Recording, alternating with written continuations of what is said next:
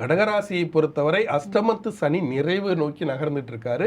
திருக்கணித பஞ்சாங்கப்படி மார்ச் மாதம் 29ஆம் தேதியே அஷ்டமத்து சனி நிறைவு பெற்று அவங்களுக்கு யோக சனி காலத்தை நோக்கி நகர்ந்துட்டு இருக்காங்க.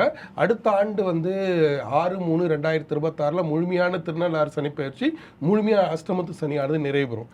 இதுல ஒரு சிக்கல் என்ன அப்படின்னா, இந்த ராகுகது பயிற்சியில கொஞ்சம் சிரமத்தை அனுபவிக்கக்கூடிய ராசி அப்படின்னா அது கடகராசி. ஏன்னா கடகராசிக்கு சனி அஷ்டமத்தை விட்டு விலகிறாரு, அவர் நகர்றாரு, யோக சனி காலமாக நகர்றாரு. ஆனால் ராகு என்ன பண்ணுறாருன்னா அஷ்டமத்தில் உட்காருவார். எட்டில் ராகு அஷ்டமத்தில் உட்காரும்போது ஒரு வாய்ப்புகள் கிடைக்கும். இப்போ அஷ்டமத்து சனி நிறைவு பெறும்போது ஒரு வாய்ப்புகள் கிடைக்கும். ஒரு இடத்துல கம்பெனியில் வேலை கிடைக்கும். அந்த கம்பெனியில் வேலை கிடைக்குதுன்னா அதுக்கு குலதெய்வ அருள் இல்லை என்றால் அந்த வேலைக்கு நீங்கள் போய் சேர முடியாத ஒரு சூழல் வந்துவிடும். அவங்க வர சொல்லியிருப்பாங்க, இன்டர்வியூ இருக்குது, அந்த நேரம் பார்த்து உடம்பு சொல்லாமல் போயிடும். அந்த நேரம் பார்த்து வேற ஏதாவது கீழே விழுந்துருவீங்க, இல்லை அந்த நேரம் பார்த்து உறவுக்காரர்கள் யாராவது ஒருத்தங்க இறந்து போயிடுவாங்க.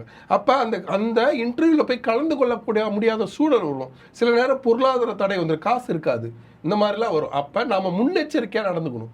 முன்னெச்சரிக்கையாக நடந்துக்கிட்டு இந்த நேரத்தில் அஷ்டமத்தில் ராகு பகவான் உட்காருவதும் கேது பகவான் 2ஆம் இடத்துல உட்கார்றதும் குடும்ப உறவில் சிக்கலை ஏற்படுத்தும்.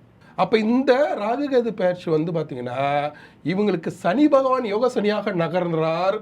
குரு பகவான் பார்த்தீங்கன்னா 9ஆம் இடத்துலேருந்து 10ஆம் இடத்தை நோக்கி நகர்றார்.